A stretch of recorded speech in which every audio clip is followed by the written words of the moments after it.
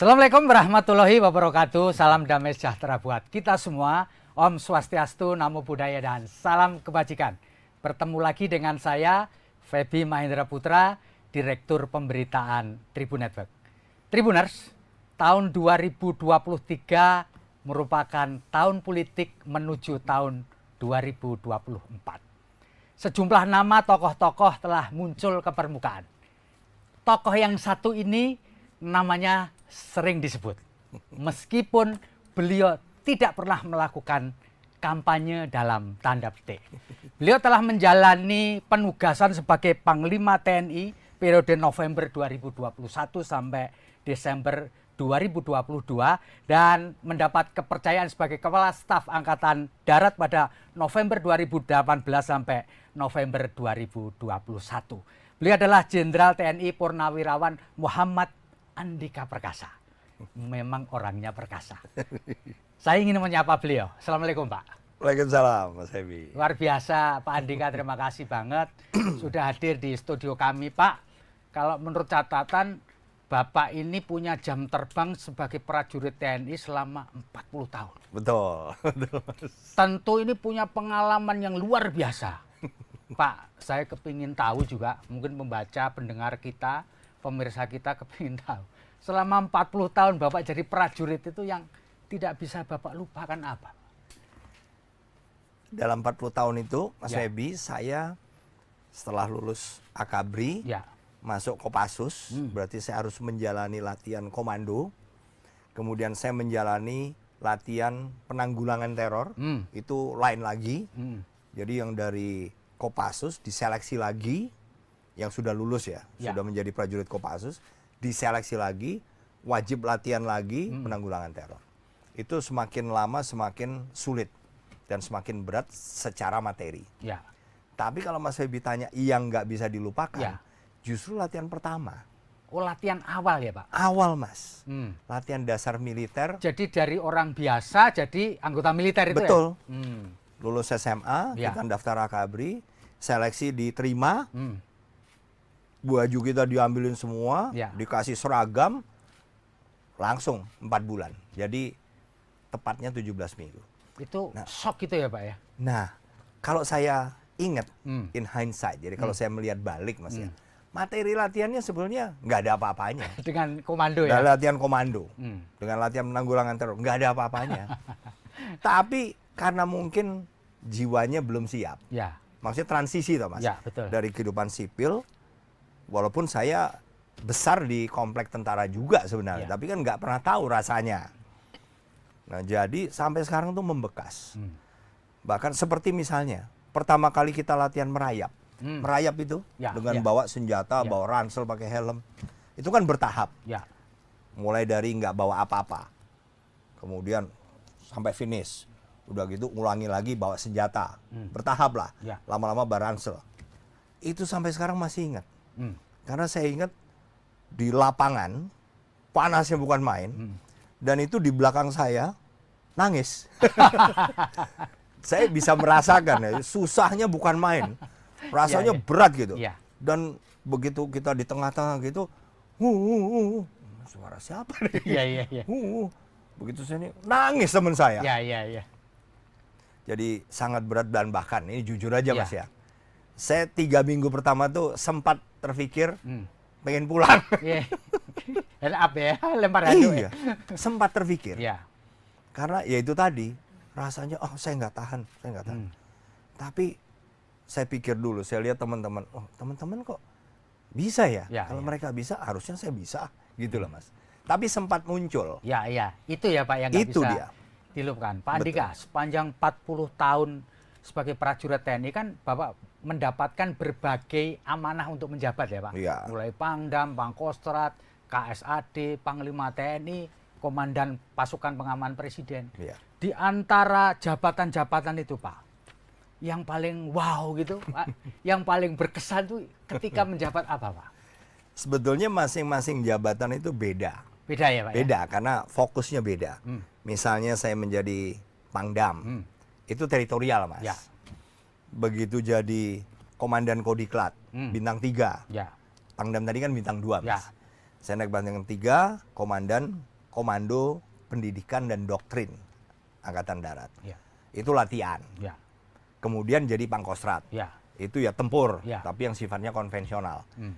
Dulu saya sudah pernah di Kopassus sampai Ya. komandan batalion. Itu special operation, operasi kecil tapi spesial. Terus menjadi kepala staf, membina. Nah, memang beda-beda. Tapi yang nggak bisa hilang sampai sekarang adalah Komandan Pas Pampres. Kenapa Pak itu Pak? Kok jadi terkesan begitu kesannya itu? Ya satu, saya pernah dikursuskan Mas ya, untuk VVIP protection. Itu waktu itu saya masih ingat yang melatih Special Force, US Special Force dari Amerika tahun 95. Jadi menjelang APEC pertama di Jakarta. Ya.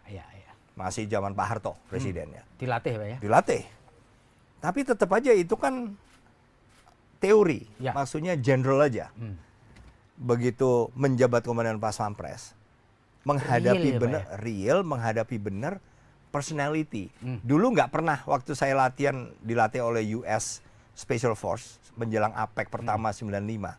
Kita nggak pernah tahu bahwa kepribadian VVIP yang kita kawal itu rupanya berpengaruh banget. Oh gitu, ya.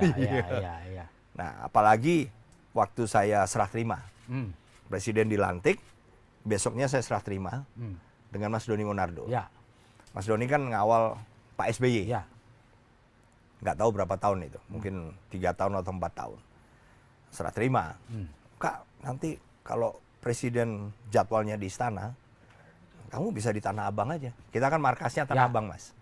Kamu Tanah Abang supaya bisa lihat satuan, bisa ikut ngawasin latihan. Oh siap, Mas. Begitu hari besoknya, saya lihat jadwalnya presiden di istana. Oh, ya udah, sesuai serah terima saya dengan Mas Doni. Mas Doni kan udah lama di Pas Pampres. Udah, besoknya saya langsung di Tanah Abang aja. Begitu lagi olahraga, pakaian juga olahraga. Tahu-tahu ditelepon sama dan grup saya. Dan grup A. Komandan, Bapak 15 menit lagi mau berangkat. Duh, berangkat kemana, kan jadwalnya di sana. Saya juga nggak tahu, Komandan. Wah, jadi itu namanya pencak silat akhirnya. Nggak pakai mandi, ganti, langsung pakai baju, meluncur. Padahal Mas, SOP-nya itu bukan hanya kita mendampingi mengawal presiden, tapi tujuan itu kan harus diamankan dulu. Jadi, itu SOP. Yang mau dituju harus clear dulu ya? Harus clear dulu. Lah kita 15 menit itu sebelum berangkat. Tujuan baru dikasih tahu. Kapan memberangkat, dan memberangkatkan tim ini nggak gampang, Mas. Karena cara bekerja kita kan mungkin waktu itu berbeda. Ya itu, jadi gendadapan sampai istana itu beliau pas mau berangkat. Itu saya, lah yang di sana kan belum ada. Iya. Jadi pengalaman-pengalaman seperti ini, belum lagi kalau misalnya incognito namanya, Mas. Incognito tuh yang tidak Diem-diem gitu ya? diem-diem, yang nggak direncanakan, banyak sekali. Banyak sekali. Ada, wah udahlah. Jadi itu terkaget-kaget, sehingga akhirnya saya membangun kultur baru. Kita nggak bisa mengandalkan jadwal. Ternyata doesn't work lah. Kalau untuk kepribadian Presiden Jokowi, beda banget ya. nggak percaya saya. Gitu loh. Iya. Udah, kita harus taruh tim di tengah kota. Oh gitu. Tim advance tadi. Ya, kalau sewaktu-waktu dia udah di tengah. Jauh ya? Nggak terlalu jauh. Bisa duluan. Walaupun dikasih taunya sebelum berangkat. Itu berapa kali, Mas? Iya. Misalnya makan. Kan kadang-kadang beliau makan. Nggak mungkin bosen juga makan di sana kan. Pengen makan keluar. Nah, itu tiba-tiba. Banyak lagi. Itulah, Mas. Belum lagi kebiasaan lain. Ya. Pak Andika, memang selama menjabat presiden itu Pak Jokowi kan persentuhan dengan masyarakat, dengan orang itu kan dekat. Itu dinamika juga buat Pak Andika sebagai Dan Paspres. Iya, sangat. Sangatnya gini loh, Mas. Kita kan bagi kita keamanan. Dan kita tidak mungkin, ya kalau tempat kegiatannya misalnya JCC. Atau di mana, di gedung Kementerian Keuangan. Kita selalu membawa alat-alat, Mas. Namanya ada security door. Security door itu kayak pintu untuk mendeteksi orang yang lewat di dalamnya, Mbak, logam atau apa. Terus ada metal detector yang portable. Ya. Kita sweep kayak di bandara tuh loh, kadang-kadang kan. Ya. Begitu kita lewat, titit Nah. bunyi, kita suruh gini, diperiksa. Nah, Ya. itu kita datengin. Lah kalau keluar kota, misalnya ke pasar, Ya. nggak mungkin. Nggak mungkin dipasangin itu Pak, gimana caranya ya? Kan ganggu, Iya. ganggu kegiatan orang, Mas. Nah gitu loh, jadi apa, tipis sekali antara keamanan juga dengan misalnya bahaya.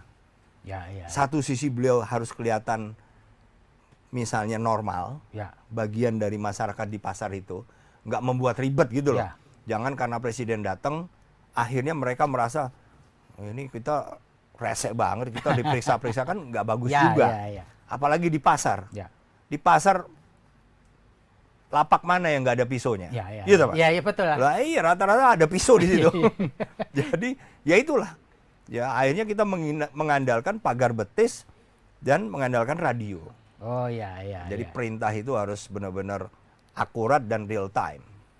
Pak, Bapak bisa cerita nggak mengapa Presiden menginginkan rangkaiannya tidak terlalu panjang dan tidak ada bunyi nguing-nguing ya Pak? Ya, Ya betul, kan? betul. Itu gimana caranya gitu? Kan terbiasa kita pakai Betul. pengawalan pakai nguing-nguing gitu, tapi ini enggak gitu ya? Betul, itulah Mas. Jadi rangkaian rangkaian kendaraan, Ya, kalau rangkaian saya ngomong kendaraan. rangkaian kendaraan yang diserah terimakan dari Mas Doni, Ya. itu kan macam-macam Mas. Hmm. Mulai dari sweeper polisi, ada protokol Ya. dari protokol istana, kemudian ada bagian dari sekretariat militer, Ya. ada mobil untuk perbaikan kendaraan, ada ambulan. Ya. Pokoknya saya ingat ada sekitar 22. Rangkaian. Iya, 22 kendaraan Nah, di rangkaian di itu ya, Pak? rangkaian itu. Macam-macam. Hmm. Nah, pertama beliau begitu. Hmm.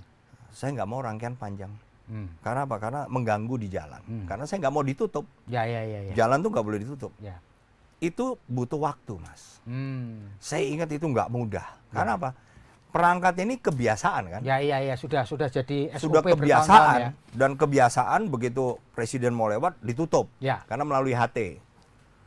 Jadi untuk mengubah itu lupa lagi. Hmm. Perempatan ditutup. Ya. Sering-sering bohong. Ya. Kan? Saya ingin ditutup hanya begitu 100 meter kita mau masuk ke lampu merah Ya. perempatan, baru ditutup yang Ya. lain. Rupanya bohong. Siap baru ditutup. Mana lo? Perempatan kan kelihatan. Begitu kita lewat Ya. gitu kan, panjangnya antrian itu Ya, kan ya, kelihatan. kelihatan, ya. Ini pasti udah setengah jam ini. Model-model gitu. Iya. Dan kita hilangkan ambulan, kita hilangkan. Jadi saya ingat kita kadang-kadang 6. Oh, 6 saja ya Pak ya. Karena yang nggak bisa enggak kan namanya security 1 mobil isinya pas pampres semua, security 2 di belakang dengan saya. Itu nggak bisa. Jadi 4 tuh paling minimal, tapi biasanya 6 karena ada mobil polisi. Ya. Begitu sederhana.